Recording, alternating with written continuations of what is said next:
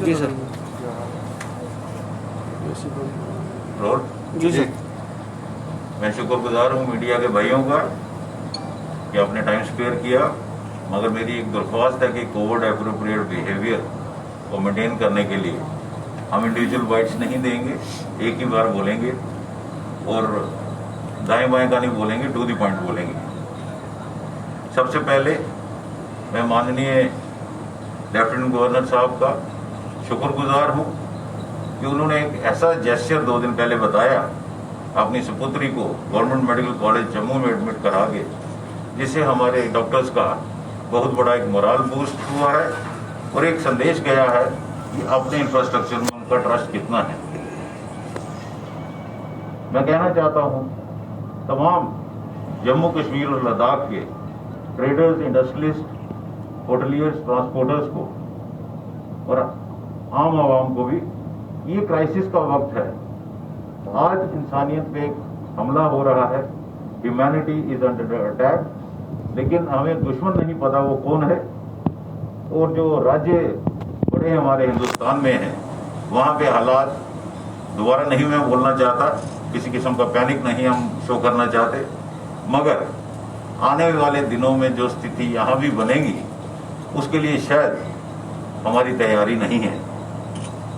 मेरी दिली तमन्ना थी कि chamber of commerce and industry इसमें लीड लेती, मगर जब वो चुप्पी साध के बैठे थे तो मैंने एक अच्छे नागरिक होने की वजह से और एक रिस्पॉन्सिबल सिटीजन होने की वजह से ये ठीक समझा कि हमें कुछ ना कुछ करना पड़ेगा, कुछ सजेशंस और डिमांड यूटी को देनी पड़ेगी एडमिनिस्ट्रेशन को, क्योंकि सबके हित में होगा कि हम टाइमली एक्ट करें। जब पानी सर से निकल जाएगा तो हम कुछ नहीं कर पाएंगे। मैं पूरी अपनी बिजनेस कम्युनिटी को एक ही बात कहना चाहता हूं कि पिछले साल लॉकडाउन में हमारे बहुत भारी नुकसान हुए, जिसकी भरपाई आज तक नहीं हो पाई, मगर आज स्थिति ऐसी बन गई है कि अगर हमने एक्ट नहीं किया रिस्पॉन्सिबली तो हम अपनी जानों से भी जा सकते हैं। ये सेकंड वेव जो कोविड-19 का स्ट्रेन है बड़ा कंटेजियस है, तो मेरी दरख्वास्त आपकी बिजनेस कम्युनिटी से, हम पैसा शायद दोबारा कमाएंगे जिंदगी में, मगर उसके लिए जिंदा रहना जरूरी होगा। इसी के चलते मैं जम्मू प्रोविंस के इंजीनियर्स को एक वार्न करना चाहता हूं, जो इंजीनियर्स इस वक्त इंटरेस्टेड हैं इंस्टॉल करने के लिए ऑक्सीजन जनरेशन प्लांट्स, हमारे जितने भी हॉस्पिटल्स हैं, पुंछ राजौरी से लेकर डोडा, भद्रवा, किश्तवाड़, कठुआ या जम्मू, वहां पे कई जगह ऑक्सीजन जनरेशन प्लांट्स जो माननीय एलजी साहब और सीएस साहब ने अनाउंस किए थे थोड़े दिन पहले, वो कई जगह पहुंच गए हैं, मगर उनकी इंस्टॉलेशन में इतना डिले क्यों? हमारे पास वक्त बहुत कम है। मैं इन इंजीनियर्स को ये समझाना चाहता हूं कि आप लोगों के परिवार भी यहाँ रहते हैं, किसको ऑक्सीजन की लोड जरूरत पड़ेगी हम नहीं बोल सकते, तो आप लोगों को जिम्मेवारी के साथ इस वक्त वॉर फुटिंग पे काम करना है। तो साथ ही साथ मैं कुछ गवर्नमेंट ऑफिसर्स को डिफरेंट डिपार्टमेंट्स के वार्न करना चाहता हूं कि जम्मू फार्मास्यूटिकल डिस्ट्रीब्यूटर्स एसोसिएशन के मेंबर्स को डायरेक्शंस ना दें जो अगेंस्ट लॉ हैं कि उसको ये दवा दे दो, उसको दे दो।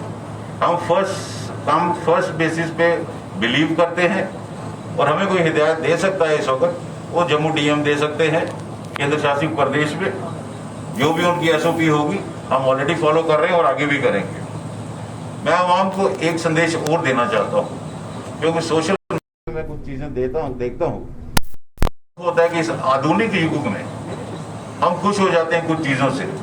मैं मानता हूं कि हमारे मैन्युफैक्चरर्स ने अपनी प्रोडक्शन कैपेसिटी बढ़ाई है, मैं मानता हूं कि हमारे माननीय प्रधानमंत्री की एसओएस कॉल पे पूरे विश्व भर से सप्लाईज और मटेरियल्स आ रहे हैं, मगर हमें एक बात समझनी होगी, हमारे पास डॉक्टर्स और पैरामेडिकल स्टाफ उतना ही है जो ऑलरेडी ओवरबर्डन्ड है।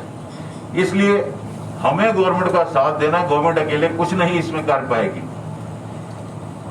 मैं अपील करता हूं माननीय लेफ्टिनेंट गवर्नर साहब से और चीफ सेक्रेटरी साहब से कि please this is the time to act. और मैं मेन डिमांड जो दे रहा हूं, बाकी तो मैंने तफसील में अपने प्रेस नोट में लिखा है, इतना लंबा नहीं बोलेंगे हम।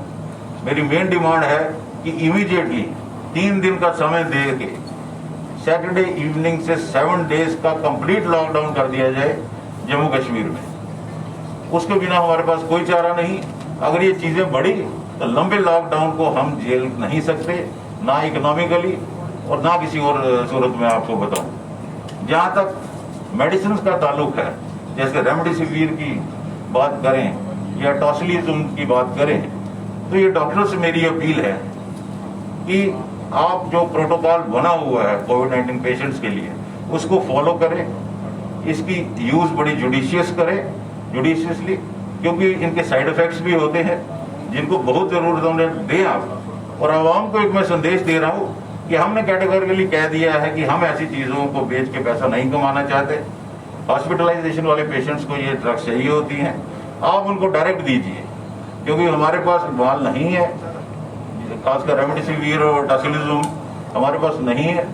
वो हॉस्पिटल्स को डायरेक्ट ही अब जाना शुरू हो गया है थोड़ी थोड़ी क्वांटिटी में, और आने वाले दिनों में ये स्कैर्सिटी भी दूर हो जाएगी। इसके अलावा मैं आवाम से हाथ जोड़ के विनती करता हूँ, एडमिनिस्ट्रेशन का पूरा साथ दीजिए, और जो लॉकडाउन की मैंने डिमांड की है और उसके साथ सुझाव दिए हैं हमने उनको काफी, वो सुझाव एडमिनिस्ट्रेशन को मानने पड़ेंगे।